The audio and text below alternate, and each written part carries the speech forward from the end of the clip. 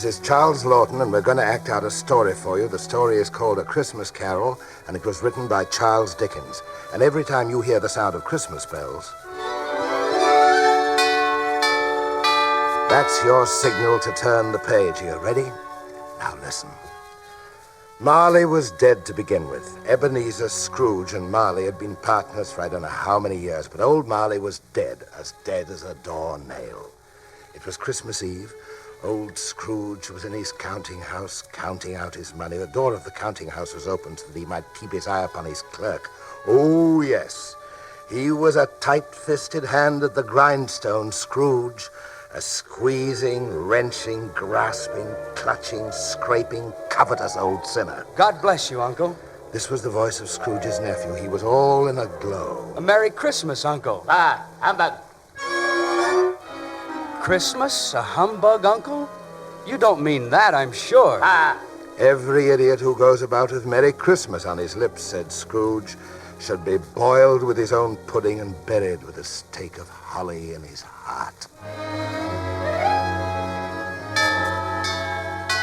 Did you turn that page? Scrooge's nephew had always thought of Christmas time as a kind, forgiving, charitable, pleasant time. The only time he knew of in the long calendar of the year, when men and women seemed by one consent to open their shut-up hearts freely. And I say, God bless it, Uncle Scrooge. Scrooge's clerk, Bob Cratchit, in the other office clapped his hands. What right have you, Bob Cratchit, on 15 shillings a week with a wife and 6 children, thinking about Christmas? Sorry, sir. I suppose you'll want the whole day off tomorrow. Yes, sir. This to Scrooge was not fair. It was like picking a man's pocket every 25th of December. Mind you're here all the earlier the next morning, Cratchit. And Scrooge stumped off to his home.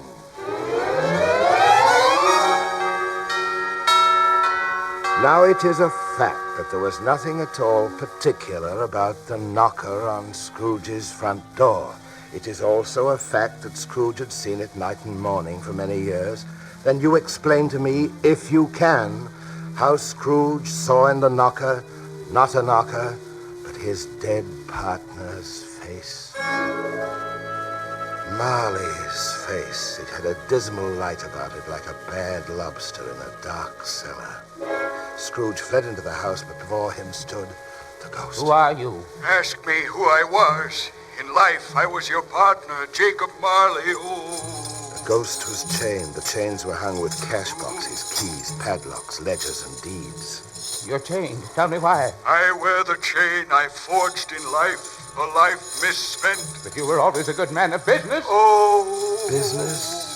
But was not mankind your business, Jacob Marley? The common welfare your business?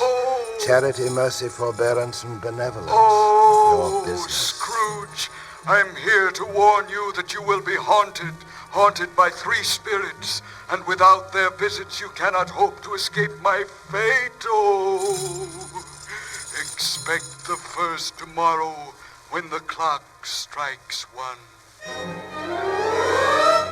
Marley's ghost was gone. Scrooge tried to say humbug, but stopped at the first syllable, and being from the emotions he had undergone much in need of repose, went straight to bed without undressing, and fell asleep upon the instant.